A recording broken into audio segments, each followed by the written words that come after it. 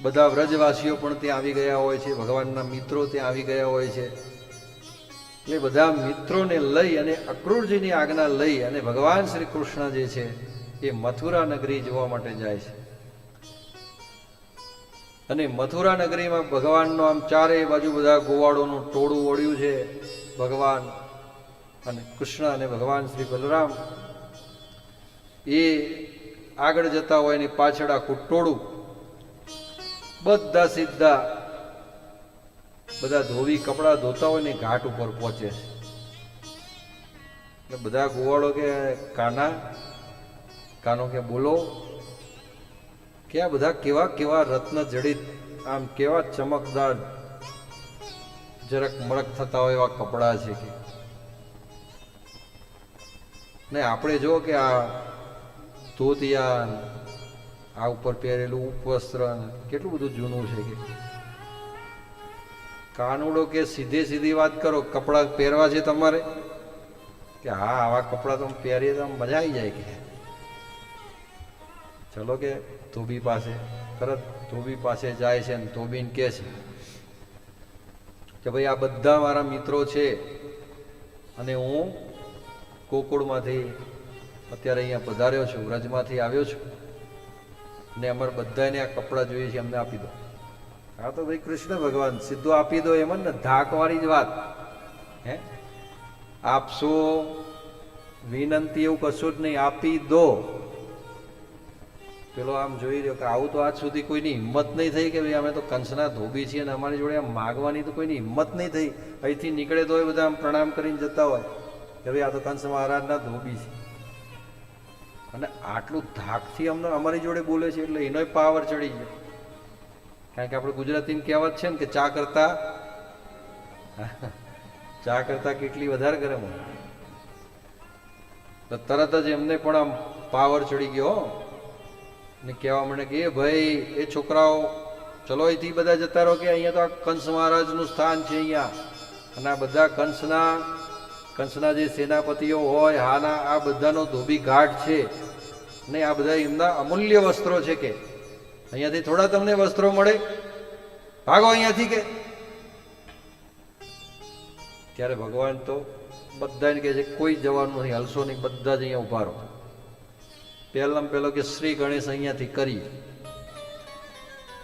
સીધો જ એક જ મુષ્ટિકનો પહાડ આમ હાથમાં ઉપાડી અને ભગવાને એક જ ચમાટો જે છે એ ધોબીને માર્યો. એટલે ધોબી સીધો ત્યાં પ્રાણ પંખે ઉડી ગયો, સીધો નીચે.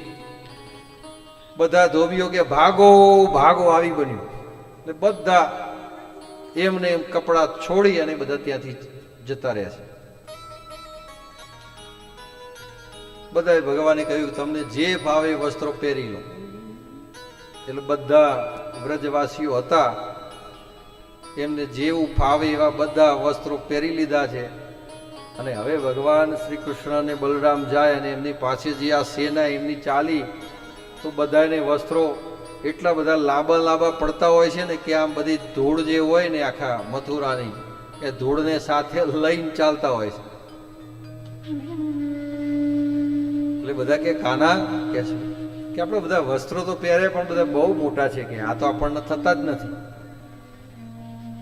કે આગળ ચલો એની વ્યવસ્થા કરી દઈએ. આગળ ગયા તો એક દરજી હતા એટલે તરત જ ભગવાન દરજીની દુકાને ઉભા રહે. તો દરજી બહાર નીકળ્યા અને ભગવાનનું મુખડું મનોહર જોયું અને આમ એમને ભગવાન પ્રત્યેનો ભાવ થઈ ગયો. તરત વિનમ્રતાથી કહ્યું કે બોલો બોલો, તમે બધા વ્રજમાંથી આવ્યા છો ને? કે હા. મહારાજ કંસે બોલાવ્યા છે તમને? કે હા. કે બોલો શું સેવા કરી શકું તમારી? કે અમારી સેવા એટલી જોઈએ છે કે આ બધા જેટલા મારા મિત્રો છે ને એમને વસ્ત્રો પહેરે ને બધા એમના માપના તમે સીવી દો. એટલે હરખ ભેર જે છે ને દરજીએ બધા વસ્ત્રો જે છે ને એ સીવી આપ્યા. એટલે ભગવાનને એમ થયું કે આટલો હૃદયનો ભાવ દરજીનો શુદ્ધ છે અને આટલા ભાવથી અમને સહેજ પણ કંઈ કયા વગર સીધા બધાને કપડાં સીવી દીધા, તો એ દરજીનો આભાર માનવો જોઈએ, એને કંઈક આપવું જોઈએ. એટલે ભગવાનના અંતર મનથી જ પૂર્ણા થઈ. એટલે દરજીને કહ્યું કે બોલો ભાઈ શું મૂલ્ય લેશો આનું? એટલે તરત જ દરજીએ કીધું કે અમારે કંઈ મૂલ્ય જોઈતું નથી, બસ તમે અમારા ઉપર પ્રસન્ન રહો. અને ભગવાને તરત એમને આશીર્વાદ આપી દીધા કે જાઓ, ખૂબ ફૂલો, ખૂબ ફાલો. એટલે આજે જુઓ દરજીઓ એટલા ફૂલે ફાલ્યા છે કે કપડા કરતા સિલાઈ મૂકી થઈ જાય. એટલે ભગવાનના આશીર્વાદ છે દરજીઓ કે જ્યાં સુધી જીવો ત્યાં સુધી સીવો. ભગવાને આશીર્વાદ આપી દીધા. એટલે દરજીનો ધંધો કોઈ દિવસ બંધ ના થાય, સીવવાનું ચાલુ કરે એટલે જીવ ત્યાં સુધી સીવે. ભગવાન શ્રી કૃષ્ણના આશીર્વાદ છે.